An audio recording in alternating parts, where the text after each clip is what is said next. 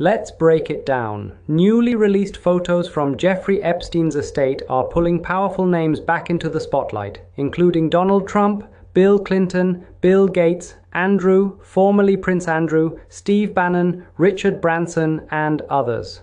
House Democrats have released a small set of images from a huge archive they obtained from the Epstein estate, and they're using it to push for full disclosure of what people are now calling the Epstein files. I'm Imran, a Middle East-based analyst who follows US politics and global affairs. In about 3 minutes, let's walk through what these photos show, what they don't show, and why this release matters. If you like clear, simple breakdowns like this, please hit subscribe so you don't miss the next one. First, what exactly was released? Democrats on a House committee say they received a massive digital archive from the Epstein estate, tens of thousands of images. For now, they've only published a small batch of photos.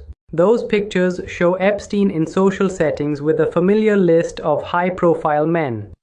Group shots with Trump, signed photos that include Bill Clinton and Ghislaine Maxwell, and other images where you see people like Bill Gates, Andrew, Steve Bannon, Woody Allen, Richard Branson, and more. Some women's faces are blurred or redacted. There are also photos of Epstein's properties and items found inside his homes, things that match earlier descriptions from investigations into his abuse and trafficking network.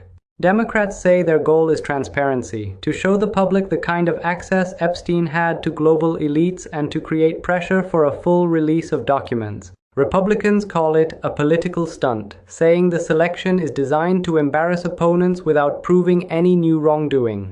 Second, what do these photos actually tell us, and what don't they tell us? On the surface, the message is simple. Epstein moved in very powerful circles.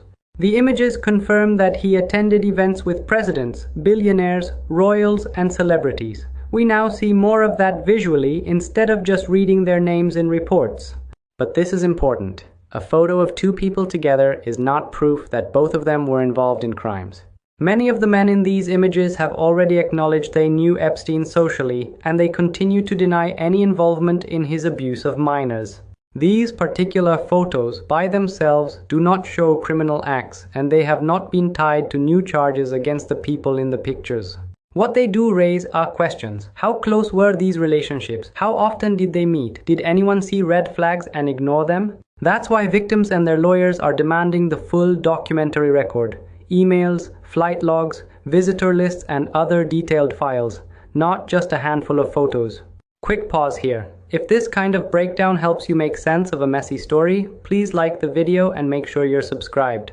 It really helps the channel grow and tells me to keep making more videos like this.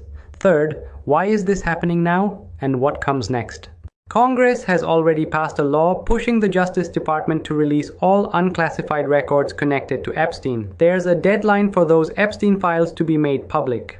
These new photos from the estate arrive just before that deadline and increase media and public pressure.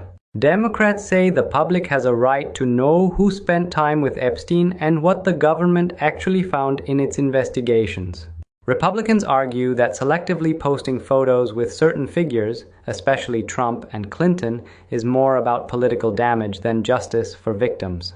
Meanwhile, survivors of Epstein's abuse are demanding independent oversight to make sure nothing is quietly hidden or destroyed when the full document release happens. So let's break it down one last time. These newly released photos don't suddenly rewrite the Epstein story. They show proximity and social overlap, powerful men appearing with a convicted sex offender at events, on properties, and in group photos. That is disturbing on its own, but it is not the same thing as proof of shared crimes. The real test will be what we learn from the complete Epstein files, the travel records, emails, visitor logs, financial links, and internal memos. That's where patterns could emerge, and where we'll see how far accountability really goes, or whether this remains mostly a story of embarrassment without consequences. This is Imran Breaks It Down. If you found this helpful, please subscribe, like the video, and tell me your thoughts in the comments. Do you think releasing a few photos helps the search for truth or turns a serious case into political theater? Share this with a friend who's following the Epstein story. And if you're already subscribed, thank you. We'll keep breaking it down together.